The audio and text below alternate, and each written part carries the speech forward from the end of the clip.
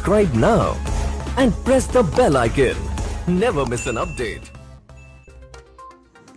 हर बार की तरह इस बार भी किसान हुआ परेशान।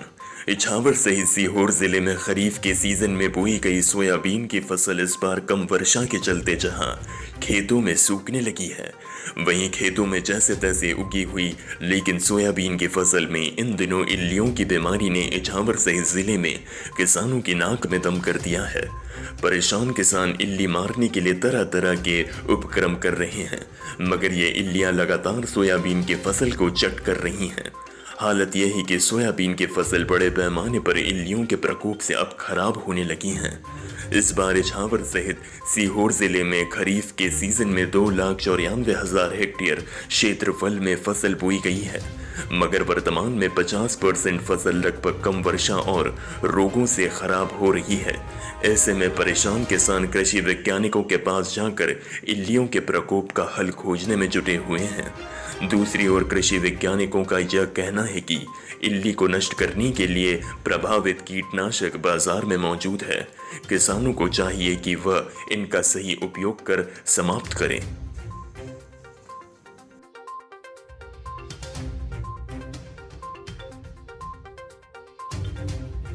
सर क्या नाम लिखते हैं आप? मैं संदीप शर्मा। सर अभी जो किसानों को समस्या आ रही, जैसे कि कुछ जो फसलें हैं सोयाबीन की वो पीली पड़ने लगी है और कहीं ना कहीं अभी इल्लियां भी लगने लगी हैं, तो इसमें किसानों को क्या करना चाहिए?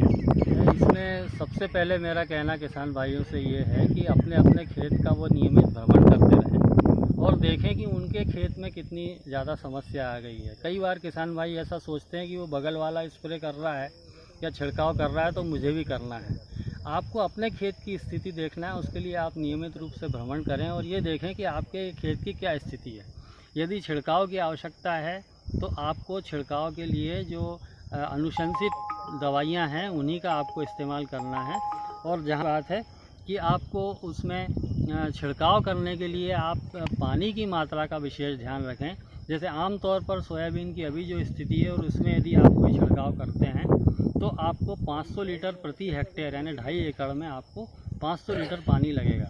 उसके हिसाब से आपको दवाई की मात्रा, और उसमें एक यदि आपके पास नैपसेक स्प्रेयर है 15 लीटर की टंकी है तो उससे आप उसका आराम से उसकी गणना कर सकते हैं कि हमको 15 लीटर में ये दवाई कितनी लगेगी। जैसे मैंने आपको एक दवाई बताई है कि इल्लियों के लिए यदि आप ट्राइजोफास का इस्तेमाल करते हैं तो ये दवाई 2.5 एकड़ में 800 मिलीलीटर लगती है और 800 मिलीलीटर को आप 500 लीटर में घोलते हैं और 1 एकड़ में आपको कम से कम 13 टंकी का छिड़काव करना बहुत आवश्यक है। तो ये एक छोटी सी बात को यदि आप ध्यान में रख लेंगे तो आप देखेंगे कि आपकी दवाई का असर जो है वो हो रहा है। दूसरा, बरसात का मौसम है, इसलिए आपको ये भी ध्यान रखना है कि हमारे छिड़काव हम ऐसे समय में करें जब हमको ये लग रहा है, हमारा अनुभव बता रहा है या मौसम विभाग भी बता रहा है कि अभी 4-6 घंटे तक पानी गिरने की कोई आशंका नहीं है। तो ऐसी स्थिति में आप यदि दवाई का छिड़काव करते हैं तो आपकी दवाई का छिड़काव प्रभावी होगा। दाना जो भरते हैं वो खा जाती है इल्ली जी। क्या भाई तबियत ठंडा रहता है? जी जी। अभी जो दवा का छिड़काव करवा रहे हैं कौन सी दवा है? ये कोरोजन है। तो किस मात्रा में किसी से पूछा आपने, वैज्ञानिक से या किसी सलाहकार से? दुकान वाले उनकी सलाह से डालते हैं हम तो। अच्छा। 1 एकड़ में कितने पानी लग जाता है, कितने पंप हो जाते हैं? 1 एकड़ में 7 पंप लगते हैं। 7 पंप लगते हैं जी। अच्छा, यहाँ पे आपके समय समय पे कृषि के जो अधिकारी आते हैं बताने के लिए? नहीं, यहाँ कुछ नहीं आते, कोई भी नहीं आते। कोई नहीं आते गाँव में, क्षेत्र में? कोई नहीं आता गाँव में। अच्छा, तो गाइड करने नहीं आते? हमारे स्तर से डालते, हम तो दुकान पे जाते, भैया इल्ली देख के ये डबल से इल्ली लग गई जी, फिर तीसरी बार लग गई। खेत में देखते हैं सारे पत्ते काट देती है, फली खा रही है अब। जी जी। जो उसमें दाने भर रहे हैं वो दाने काट रही है पूरी। कितने खेतों में इल्ली? पूरे कितने? पूरी ज़मीन में है वो तो। पूरी ज़मीन में देख लिया आपने? उसमें छूट छाट नहीं है। जी जी। एक में लगी, एक में लगी, नहीं सारे ज़मीन में लगी, सभी किसान की में लगी। जी जी। कितनी बार लग चुकी है इल्ली? ये 4थी बार दवा डाल रहे हैं। 4थी बार? हाँ।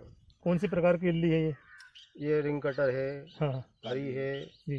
नीचे जो फली खा रही है वो है जी। पत्ते पूरे काट दिए। पत्ता से तो अब कोई मतलब नहीं रहता है, पर जो अंदर जो फली लगती है इसमें, हाँ, जो दाने भरते हैं जी, वो खा रही है अब।